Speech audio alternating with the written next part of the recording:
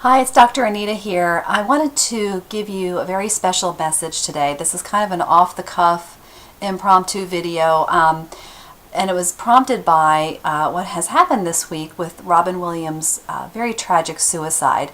There's been a lot of chatter, particularly on social media, about depression and about how important it is to recognize depression, treat it, and actually provide a little bit more social support for people who are depressed and have some forms of mental health issues, mental health challenges.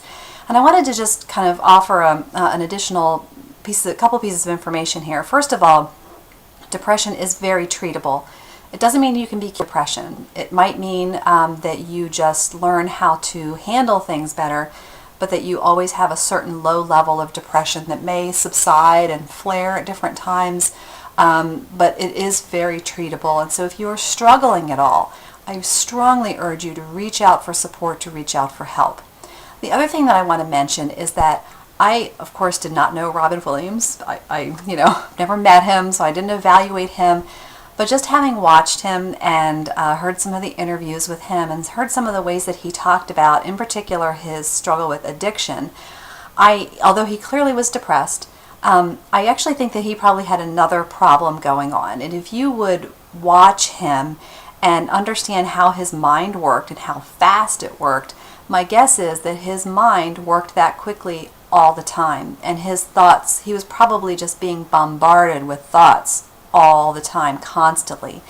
And I think that may have led to a lot of other problems. And he had once said that cocaine, which is a stimulant and usually makes people very hyper, actually made him calmer.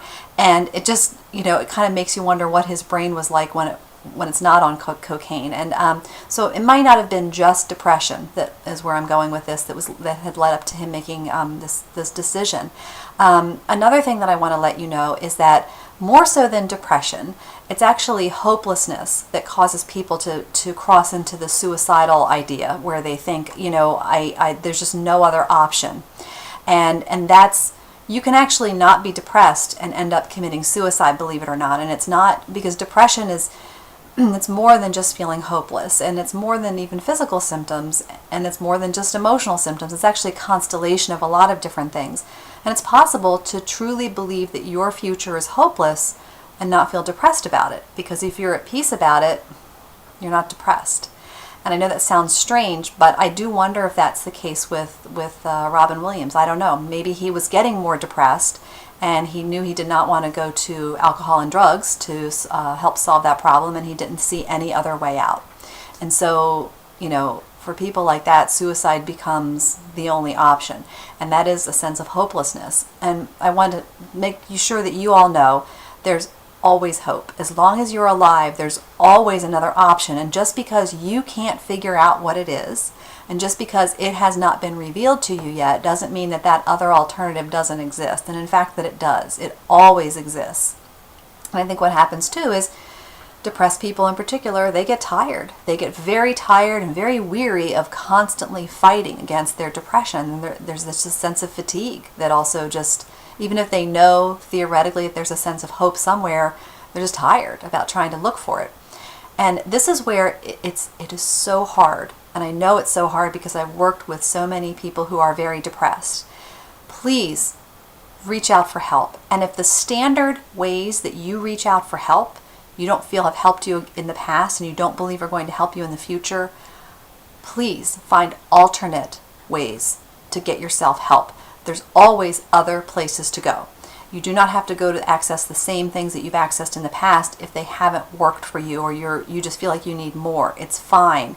And I know if you're sitting there depressed and you're listening to this, you're thinking, Anita, I'm too tired. I don't have the energy to go look for that in my life. And I know you don't. All I can tell you is that I promise you it will be so worthwhile if you just get the energy, if you do nothing else, to get the energy to just do that. Please. There's always hope. There's always other options, other avenues for life, always. The other thing that I want to talk to you about too is very specific to my clientele. So I'm going to have my psychologist hat on and my coach's hat on here at the same time and let you know that business owners are at particular risk for depression specifically, and then kind of in a subset, suicide. Business owners, there's a very small gap between when people are burnt out and then where they start thinking about suicide, believe it or not. It's not a big leap between those two areas. And I've worked with a lot of business owners. I can tell you, business owners struggle with depression at a greater rate than just the general population. And it happens for a lot of reasons. A big part of it's financial. They feel a huge financial burden, not just for themselves, for their families, and also for the employees. People don't oftentimes really understand how much responsibility business owners feel to keep their employees employed. They don't want to let people off. They don't want to have to fire people. They want to be able to keep everybody on, and that is an enormous burden for a lot of people, and it really weighs heavily on business owners.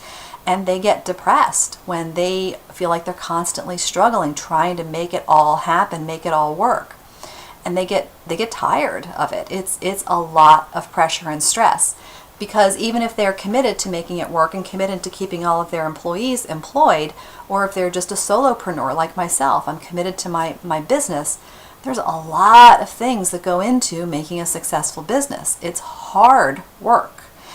You have to, manage every aspect of your business, figure out which parts you're going to delegate, and then you have to manage the people that you're delegating these things to, and then that's, kind of an added dynamic.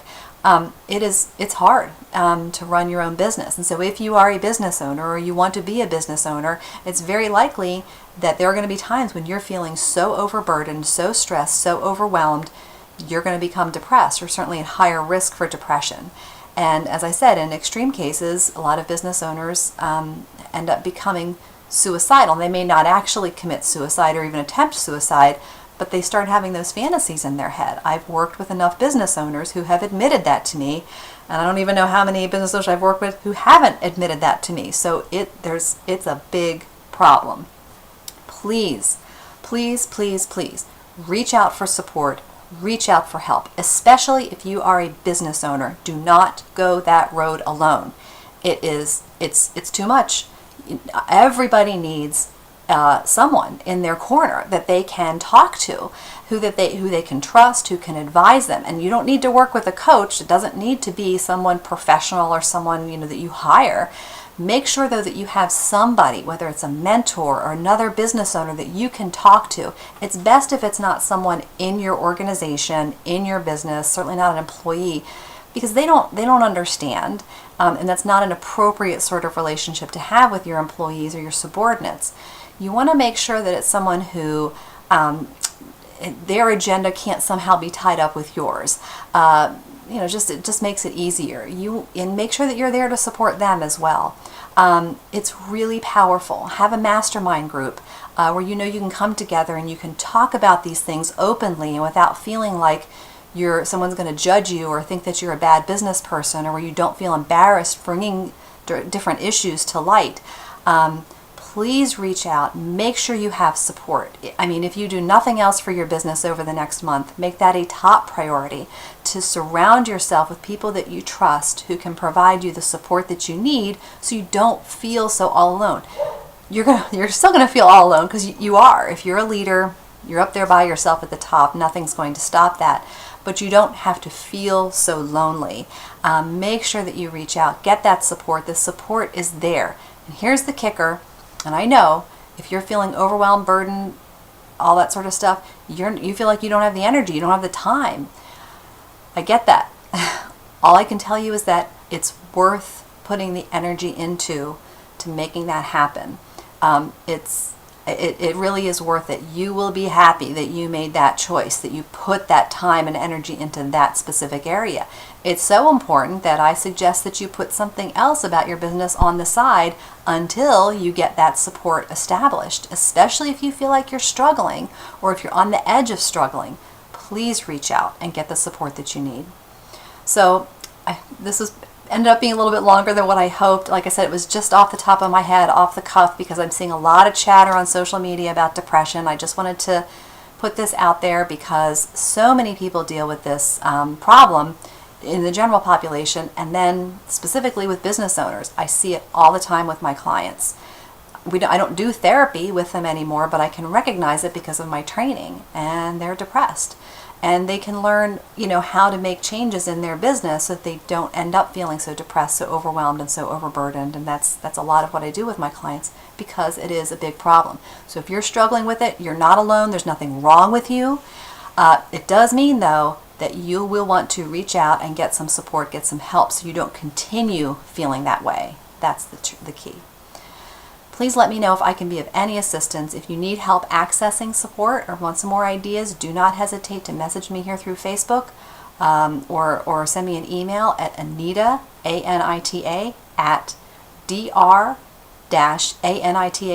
So that's dr-anita.com. And I'll get back to you with whatever I can do to help you connect with professionals in whatever geographic area that you're in, if that's what's required, to give you some ideas about trying to find mentors or other business owners for you to connect with. So have a blessed day, have a well day, and take care of yourself so that you can take care of your business, which then takes care of other people.